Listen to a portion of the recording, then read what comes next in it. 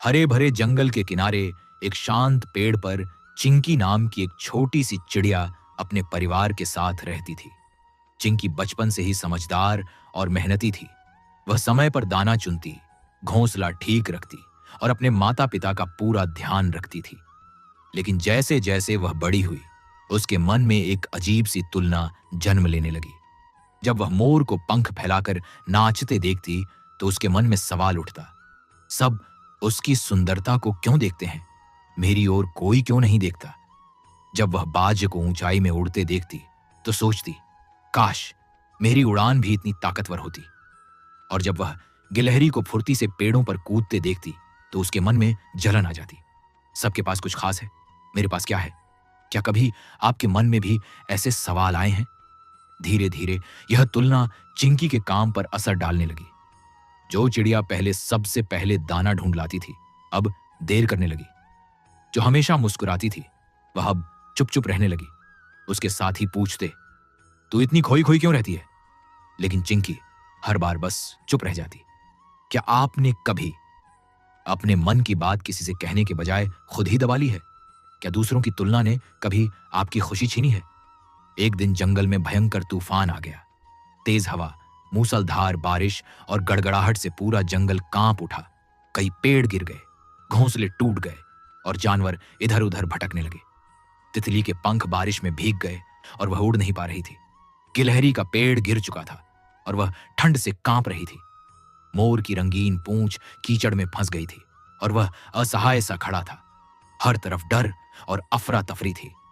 ऐसे समय में कौन मजबूत होता है, जो दिखने में बड़ा हो या जो अंदर से साहसी हो? जब तूफान थमा तो चिंकी ने देखा कि उसका छोटा सा घोंसला सुरक्षित है। वह हैरान रह गई।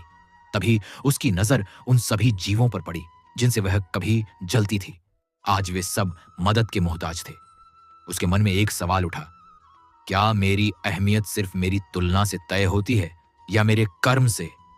उसी पल चिंकी ने फैसला कर लिया। वह उड़कर अपने जैसे बाकी पक्षियों को इकट्ठा करने लगी और बोली, अगर हम सब मिलकर कोशिश करें तो हम इन सब की मदद कर सकते हैं। क्या मुश्किल समय में पहल करने वाला ही असली नेता नहीं होता? सभी चिड़ियाओं एकजुट हो गईं। किसी ने तितली को पत्तों की ओट में पहुंचाया, किसी ने गिलहरी के लिए सूखी टहनियों से आश्रय बनाया और किसी ने मोर के पंखों से कीचड़ हटाने में मदद की। जंगल के जानवर हैरान थे। इतनी छोटी सी चिड़िया, इतना बड़ा दिल। क्या सच्ची ताकत शरीर में होती है या भावना में? जब सूरज निकला और जंगल में फिर से रोशनी फैल गई तो सबने चिंकी को धन्यवाद दिया। मोर ने कहा, आज मुझे समझ आया कि सुंदरता सिर्फ पंखों में नहीं, दिल में होती है।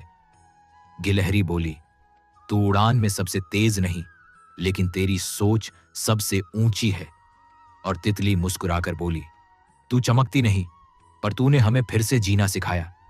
क्या किसी की कही ये बातें पूरी जिंदगी बदल सकती हैं? उस दिन चिंकी ने खुद को पहली बार नए नजरिए से देखा। उसने जाना कि वह जैसी है वैसी ही पर्याप्त है। अब वह तुलना नहीं करती थी, न ही जलन महसूस करती थी।